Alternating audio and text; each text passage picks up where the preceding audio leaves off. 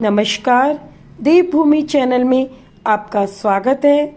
आज के इस वीडियो में हम बात करेंगे हनुमान जन्मोत्सव की।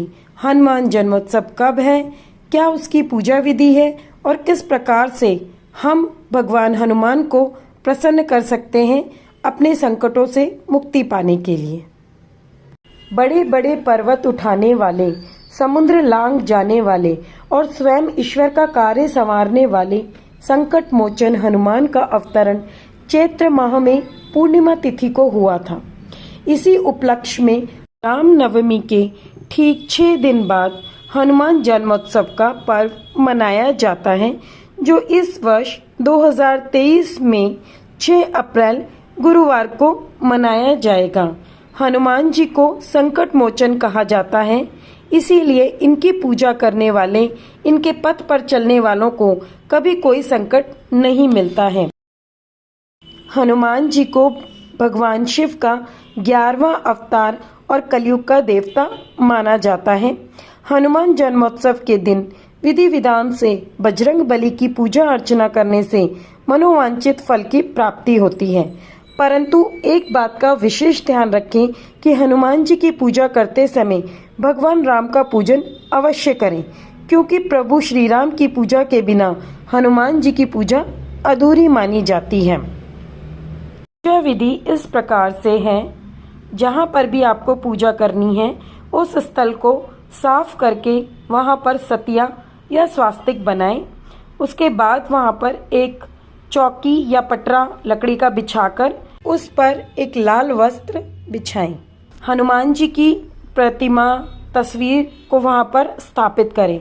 उनके साथ ही आपको राम दरबार की तस्वीर रखनी है।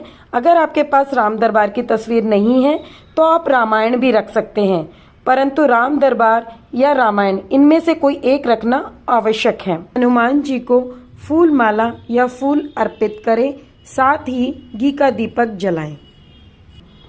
उसके बाद आप उन्हें स्नान कराइए, पानी के छींटे देकर आप उन्हें स्नान कराएंगे।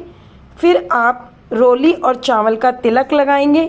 भगवान राम को भी और हनुमान जी को भी आप रोली चावल का तिलक लगाएंगे। जनेऊ है तो आप जनेऊ चढ़ा सकते हैं, या फिर मौली का एक टुकड़ा तोड़ के उसे भी आप वस्त्र के रूप में अर्पित कर सकते हैं। और अगर आपके पास वस्त्र हैं तो ये तो बहुत ही अच्छी बात है कि आप भगवान हनुमान जी को लाल रंग का वस्त्र और राम दरबार पे पीले रंग का वस्त्र चढ़ाएं। उसके बाद आप हनुमान जी की कथा करेंगे। कथा करने के बाद आप भोग लगाएंगे।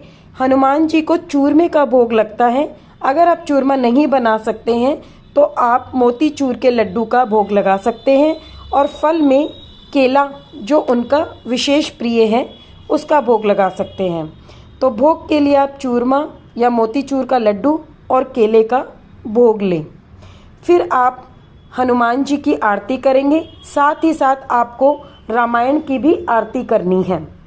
हनुमान जन्मोत्सव पर भक्तजनों को हनुमान चालीसा और रामायण के सुंदरकांड का पाठ अवश्य करना चाहिए। प्रभु श्री राम की लंबी उम्र के लिए हनुमान जी ने अपने पूरे शरीर पर सिंदूर लगाया था, इसीलिए जब भक्तजन उन्हें सिंदूर अर्पित करते हैं तो वे अत्यधिक प्रसन्न होते हैं। हनुमान जन्मोत्सव के दिन आप सिंदूर और वर्क वाला या कपड़े वाला चोला अगर हनुमान जी को अर्पित करते हैं तो वह विशेष फलदायी होता है। आइए अब हनुमान जी की कथा सुनते हैं।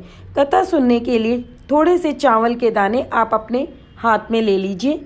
जैसा कि मैं अपनी हर वीडियो में आपको बताती आई हूँ कि कभी भी हम जब भी कथा सुनते हैं तो जो भी हमने चावल, तिल या जौ, किसी के भी दाने लिए हैं उनको हम थोड़े से अपने हाथ में रख लेते हैं, और कथा पूरी होने के बाद अगर उसके बाद कोई और कथा करनी है तो थोड़े से दाने हम अपने जल के कलश में डाल देते हैं।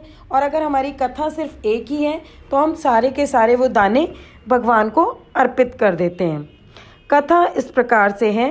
पौराणिक मान्यताओं के अनुसार स्वर्ग में दुर्वासा मुनि द्वारा आयोजित सभा में भगवान इंद्र जब उपस्थित हुए तो उस समय पुंजिक स्थली नामक अप्सरा भी बिना किसी के बुलाए वहां उपस्थित हो गई और सभी देवताओं का ध्यान भटकाने की कोशिश करने लगी।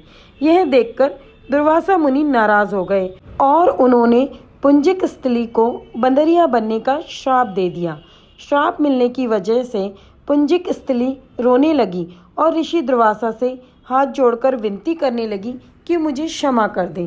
पुंजिक स्थली के बार बार विलाप करने से और विनती करने से ऋषि दुर्वासा का क्रोध शांत हुआ और उन्होंने कहा कि मैं अपना दिया हुआ श्राप वापस नहीं ले सकता, परंतु तुम्हें आशीर्वाद देता हूँ कि अगले जन्म में तुम्हारी शादी बंदरों के देवता से होगी और तुम्हारा पुत्र जो होगा वह भगवान शिव का 11वां अवतार होगा और खूब पराक्रमी, शक्तिशाली और विद्वान होगा। इस प्रकार से पुंजिक स्थली अगले जन्म में माता अंजनी के रूप में पैदा हुई और उनकी शादी भगवान केसर से हुई और माता अंजनी के गर्भ से भगवान श्री हनुमान का जन्म हुआ।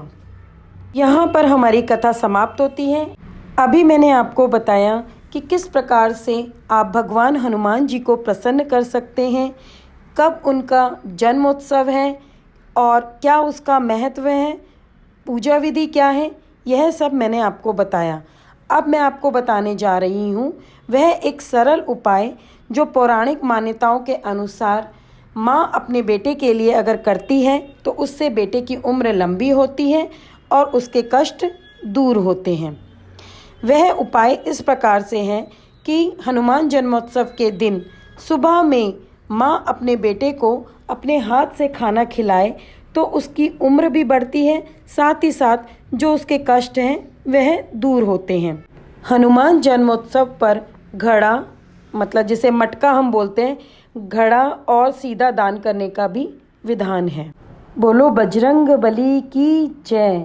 जय सिया राम, जय माता दी। वीडियो पसंद आने पर लाइक और शेयर ज़रूर कीजिए। चैनल को सब्सक्राइब करना ना भूलिए, साथ ही साथ बेल बटन को प्रेस भी कीजिए। धन्यवाद।